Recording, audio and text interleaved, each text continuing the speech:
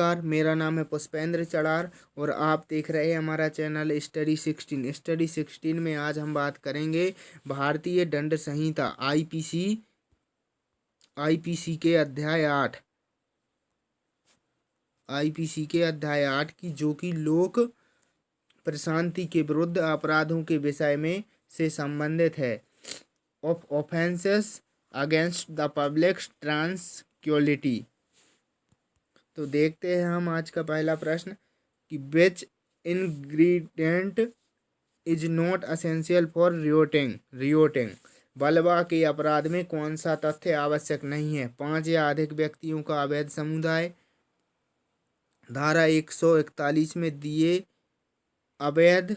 दिए अनुसार अवैध उद्देश्य इस समुदाय का हो, अभियुक्त का इस अवैध समुदाय का सदस्य होना। इसका चौथा विकल्प देखते हैं। चौथे विकल्प में क्या? सार्वजनिक स्थान पर बलवा कर आम शांति भंग करना। इसकी व्याख्या देखते हैं कि इसकी व्याख्या क्या दी गई है कि बलवा करने का क्या क्या आवश्यक तत्व हैं और क्या आवश्यक तत्व नहीं। इसका सही आंसर है डी, कि बलवा सार्वजनिक या प्राइवेट स्थानों पर किया जा सकता है। ये इसका गलत आंसर है। देखते हैं इसकी व्याख्या। बलवा को भारतीय दंड संहिता 1860 की धारा 146 में परिभाषित किया गया है। 5 या अधिक व्यक्ति विधि विरुद्ध जमाव के लिए आवश्यक होते हैं। धारा 141 के उद्देश्य को प्राप्त करना चाहिए। ऐसे जमाव के द्वारा विधि के विरुद्ध ये जमाव बल और हिंसा का प्रयोग करता हो। सामान्य उद्देश्य को अग्रसर करने में बल या हिंसा का प्रयोग किया गया हो। अर्थात बलवा प्राइवेट या सार्वजनिक किसी भी स्थान पर हो सकता है, इसलिए विकल्प डी गलत है। देखते हैं अगला प्रश्न। भारतीय दंड संहिता के अधीन बलवा करने के लिए दंड है केवल 2 वर्ष का, केवल 3 वर्ष का, केवल 2 वर्ष या जुर्माना या दोनों से, केवल 3 वर्ष या जुर्माना या दोनों से। इसका सही आंसर है सी, 2 वर्ष या जुर्माने से।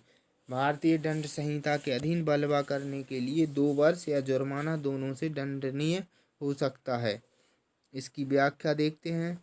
भारतीय दंड संहिता की धारा 147 भारतीय दंड संहिता की धारा 147 के अनुसार जो कोई बलवा करने का दोषी होता है, जो धारा 146 के अधीन बलवा का दोषी पाया जाता है, वह दोनों में से मतलब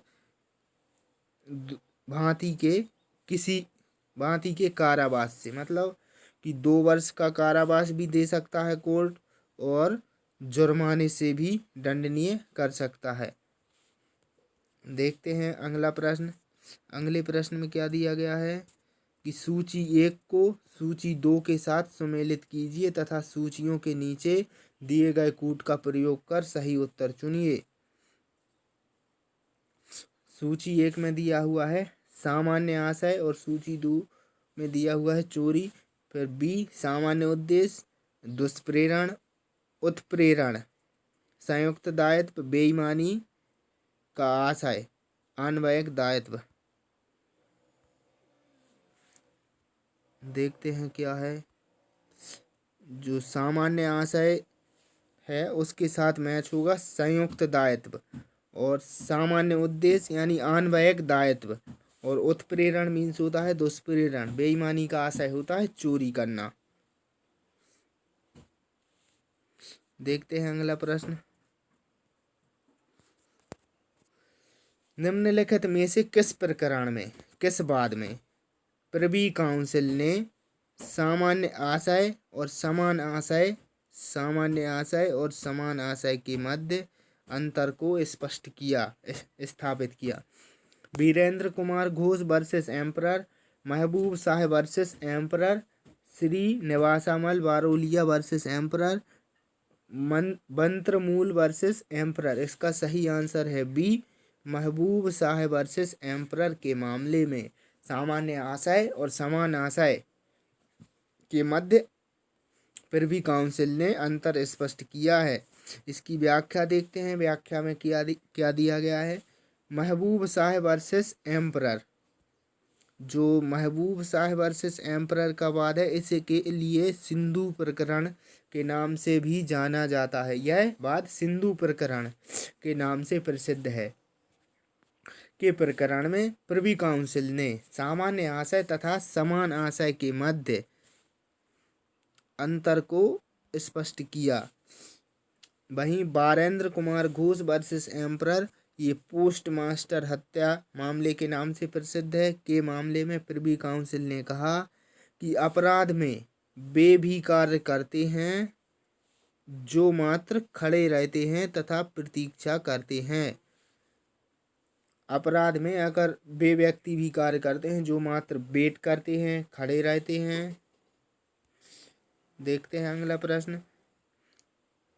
भारतीय दंड संहिता 1860 की धारा 149, इसका आंसर क्या है। इसकी एक घोषणात्मक प्रावधान है, एक पृथक अपराध का सृजन है, साक्ष्य का नियम है, उपर्युक्त सभी। इसका सही आंसर है बी, पृथक अपराध का सृजन। जो धारा 149 है भारतीय दंड संहिता की धारा में, भारतीय दंड संहिता की धारा 149 में वह एक पृथक अपराध का सृजन करती है। इसकी व्याख्या देखते हैं। व्याख्या में क्या दिया गया है। भारतीय दंड संहिता की धारा 149 विशिष्ट अपराध का सृजन करती है तथा यह संयुक्त दायित्व के सिद्धांत की घोषणा करती है। देखते हैं अगला प्रश्न। अगला प्रश्न क्या दिया गया है। अगले प्रश्न में दिया गया है कि निम्नलिखित कथनों पर विचार कीजिए। भारतीय दंड संहिता की धारा 34 में 2 व्यक्ति अपेक्षित हैं, जबकि भारतीय दंड संहिता की धारा 149 में 5 व्यक्तियों की अपेक्षा है। धारा 34 भारतीय दंड संहिता की धारा 34 में सामान्य आशय की अपेक्षा है, जबकि भारतीय दंड संहिता की धारा 149 में सामान्य उद्देश्य अपेक्षित है। भारतीय दंड संहिता की धारा 34 और 149 दोनों में पूर्व सहमति की उपेक्षा है।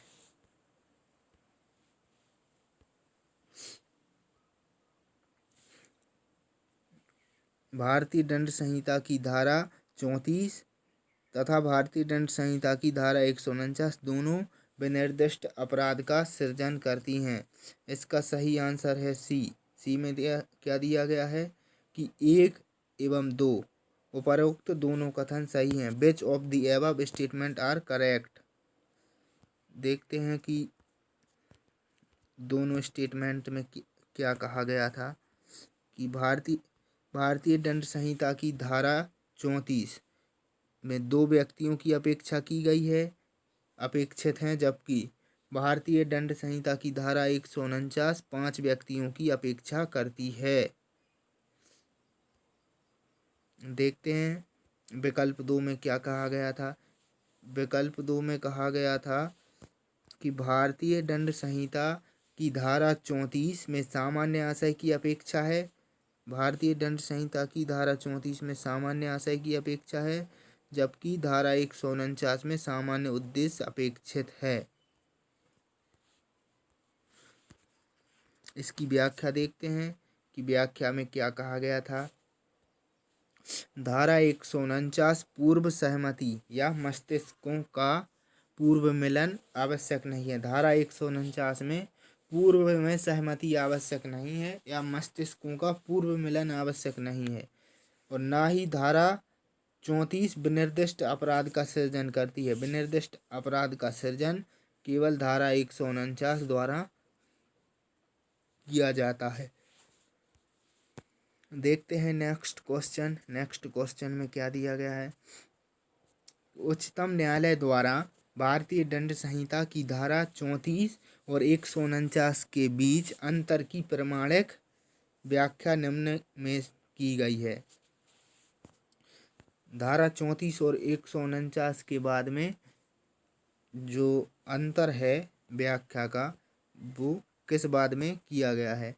महाराष्ट्र वर्सेस महाराष्ट्र राज्य वर्सेस M.H. जॉर्ज, गुरुदेव सिंह वर्सेस पंजाब राज्य,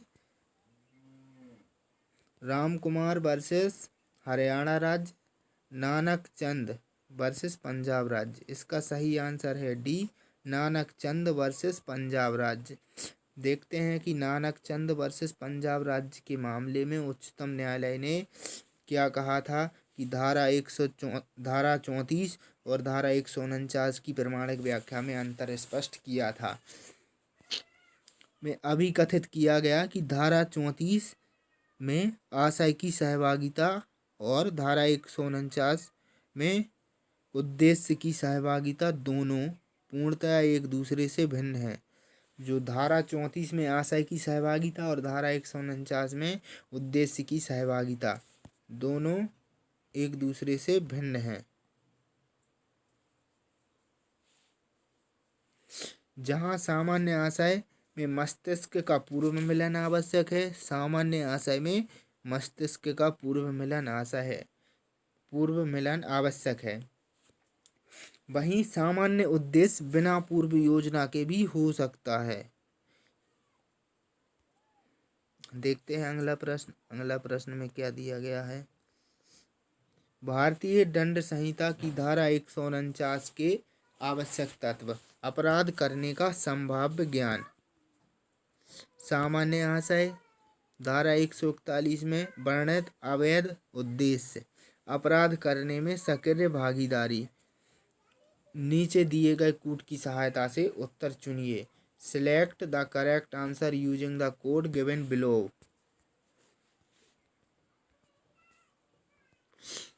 ए 1, 3 एंड 4, 2 बी 2 और 4, सी 3 और 4, डी 1 और 3। इसका सही आंसर है डी 1 और 3। देखते हैं 1 और 3 में क्या दिया गया था। ये दूसरे वाले पेज में दिया है, इसीलिए 1 और 3 में दिया गया है कि अपराध करने का संभाव्य ज्ञान, और 3 में दिया गया है धारा 141 में वर्णित अवैध उद्देश्य।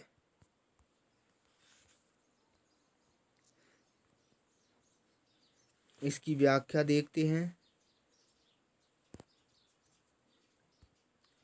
भारतीय दंड संहिता की धारा 149 के निम्नलिखित तत्व हैं। पहला तत्व है विधि विरुद्ध जमाव के किसी सदस्य द्वारा कोई अपराध। विधि विरुद्ध जमाव के सदस्य द्वारा अपराध किया जाना चाहिए। फिर दूसरा है ऐसा अपराध जमाव के सामान्य उद्देश्य को अग्रसर करने में किया जाना चाहिए, या ऐसा हो जिसका किया जाना जमाव का हर सदस्य संभाव्य जानता हो।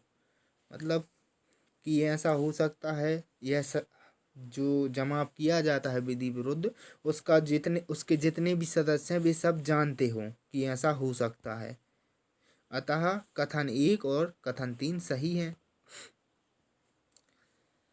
देखते हैं अगला प्रश्न में क्या दिया गया है। भारतीय दंड संहिता कि निम्न में से किस धारा में धर्म, मूलवंश, जन्म स्थान, निवास स्थान, भाषा इत्यादि के आधारों पर विभिन्न समूहों के बीच शत्रुता का संप्रवर्तन और सौहार्द बने रहने पर प्रतिकूल प्रभाव डालने वाले कार्य करना अपराध बताया गया है? धारा 153, धारा 153 ए और धारा 153 का और धारा 153 बी। इसका सही आंसर है बी, धारा 153 ए। धारा 153 में दिया गया है कि धर्म, मूलवंश, जन्म स्थान, निवास स्थान, भाषा इत्यादि के आधार पर विभिन्न समूहों के बीच शत्रुता का संप्रवर्तन और सौहार्द बने रहने पर प्रतिकूल प्रभाव डालने वाले कार्य करना। इसको अपराध डिक्लेयर किया गया है धारा 153A में। इसकी व्याख्या देखते हैं हम। भारतीय दंड संहिता की धारा 153 का में धर्म, मूल वंश, जन्म स्थान, निवास स्थान, भाषा इत्यादि के आधारों पर विभिन्न समूहों के बीच शत्रुता का संप्रवर्तन और सौहार्द बने रहने पर प्रतिकूल प्रभाव डालने वाले कार्य करने को अपराध बताया गया है। और धारा 153 बलवा करने के आशय से स्वप्रेरिता से प्रकोपन देना आदि बलवा किया जाए यदि बलवा किया जाए, यदि बलवा ना किया जाए। ये धारा 153 में दिया गया है। धारा 153 का में दिया गया है किसी जुलूस में जानबूझकर आयुध ले जाने या किसी सामूहिक ड्रिल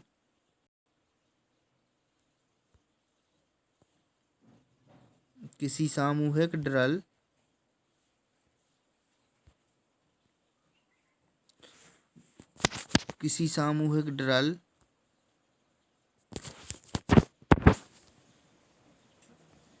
सामूहिक ड्रिल या सामूहिक प्रशिक्षण का आयुध सहित संचालन या आयोजन कराना या उसमें भाग लेना।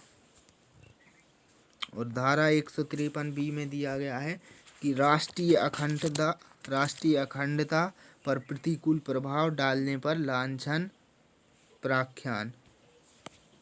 देखते हैं अगला प्रश्न। धर्म के आधार पर विभिन्न समूहों के बीच शत्रुता का संप्रवर्तन करना भारतीय दंड संहिता की किस धारा में दंडनीय है? धारा 153, धारा 153 का, धारा 153 का, धारा 153 खा।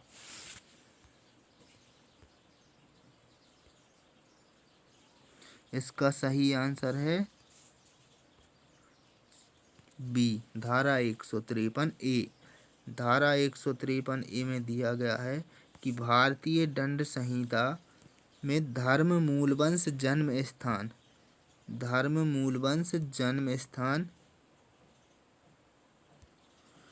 भाषा इत्यादि के आधारों पर विभिन्न समूहों के बीच शत्रुता का संप्रवर्तन और सौहार्द बने रहने पर प्रतिकूल प्रभाव डालने वाले कार्य को दंडनीय बनाता है। देखते हैं अगला प्रश्न। अगले प्रश्न में क्या दिया गया है?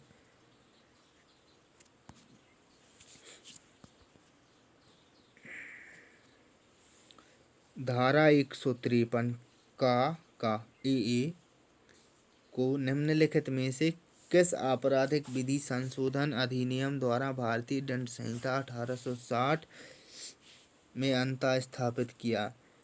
Act of 2001, act of 2003, act of 2005, act of 2006। इसका सही आंसर है सी, एक्ट ऑफ 2005। भारतीय दंड संहिता की धारा 153 का को विधि संशोधन अधिनियम 2005 द्वारा अंतः स्थापित किया गया था।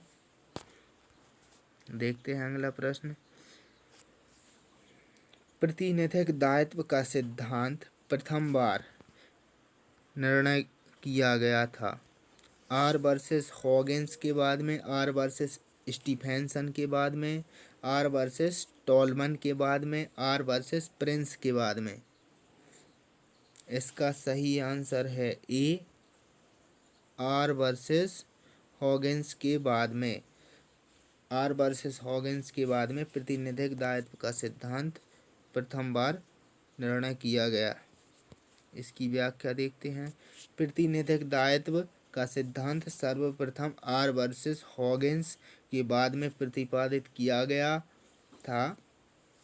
इस बाद में प्रतिपादित सिद्धांत के अनुसार कोई भी व्यक्ति किसी दूसरे व्यक्ति द्वारा कारित अपराध के लिए प्रतिनिहित दायित्व के अधीन नहीं होगा, परंतु यदि उसने अपराध कारित करने के लिए पूर्व अनुमति या सहमति दे रखी है तो वह दायी होगा। देखते हैं अगला प्रश्न। भारतीय दंड संहिता की निम्नलिखित धाराओं में से कौन सी धारा प्रतिनिधिक दायित्व से संबंधित है? धारा 120, धारा 121, धारा 154 और धारा 159। इसका सही आंसर है सी, धारा 154। भारतीय दंड संहिता के अंतर्गत भूस्वामी तथा अधिभोगी धारा 154 तथा 155 के अंतर्गत प्रतिनिधिक रूप से उत्तरदायी होंगे यदि उनकी भूमि पर अवैध सभा आयोजित होती है या बलवा होता है। वीडियो देखने के लिए धन्यवाद। हमारे चैनल को सब्सक्राइब करें एंड वीडियो को लाइक करें। धन्यवाद।